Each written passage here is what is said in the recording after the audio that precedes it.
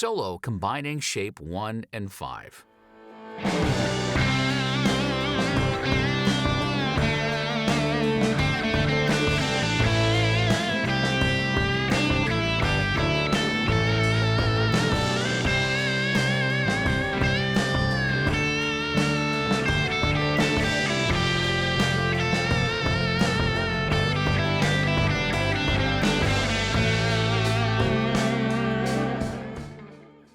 What you just heard is the next solo that you'll learn. This solo uses a combination of these two shapes that you already know, and we've added some patterns, sequences, slides, and bends to make it a bit more challenging, but a lot of fun.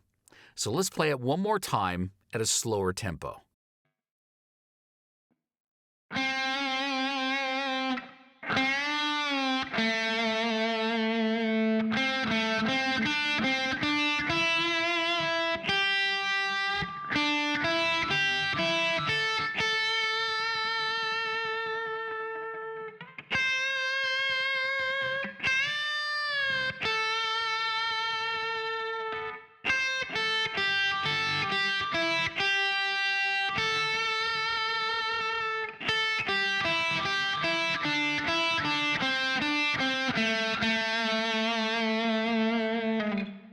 Remember to visualize the different shapes while practicing, and also try to play each part without looking at your fretting hand to improve your muscle memory.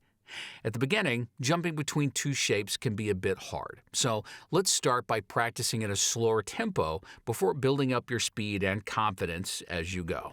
Soon, you'll be able to jump between these two shapes without even thinking about it. Good luck.